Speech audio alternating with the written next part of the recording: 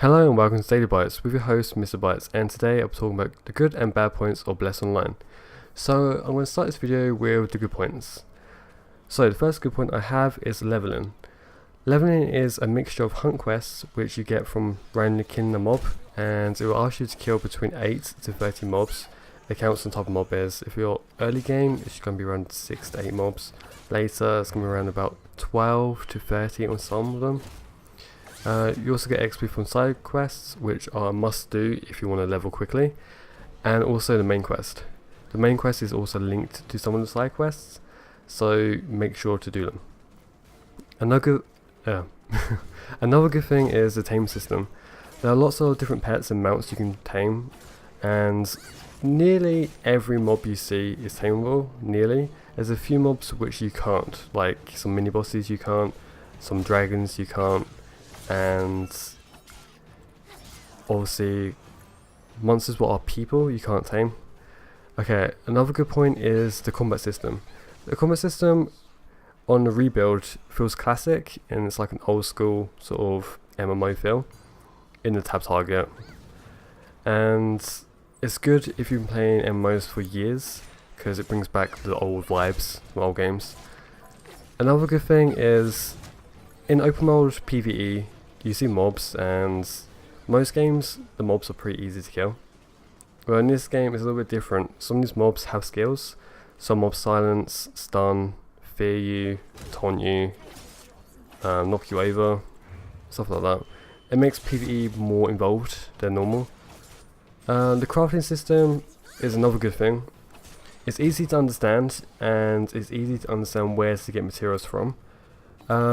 Most of the materials are literally go get some rocks, go get some plants, or go get some drops from a dungeon, or break gear and get these little blue balls from them. That's pretty much it for crafting. Dungeons have a classic feel to them. It kind of reminds me of, if you guys ever watched Dungeons and Dragons as a kid, or the comic books, or played the game where there's traps and stuff like that. Basically, when you go for a dungeon, you're not watching out for the mobs, you're watching out for the traps more. It's kind of cool. Another good thing about the game is the graphics.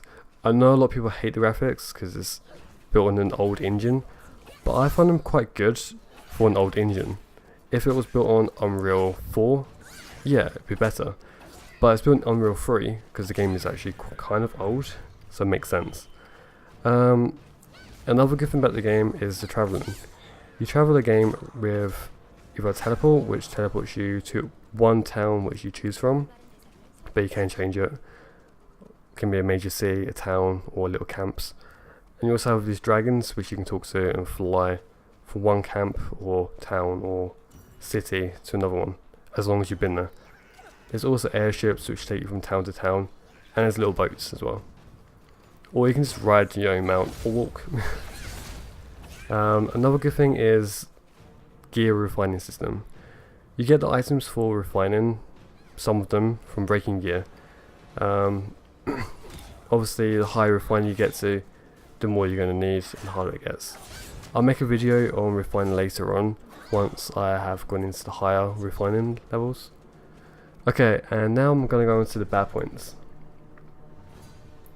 So one of the weird things I've noticed is the skill bar.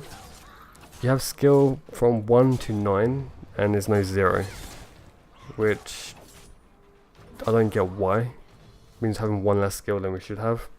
Strange. Another bad thing is the UI. It's been changed, I know, but currently you can't move it around or anything like that, so it's kind of stuck in a bad position. The settings to me are kind of lacking. The game settings, so you can't really tweak them a lot.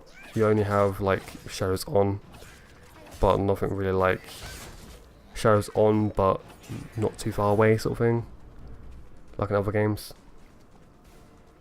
Another bad thing is characters actually look different in game than they do in character creation. It's been bugging me for a while, and Mr Bytes as well.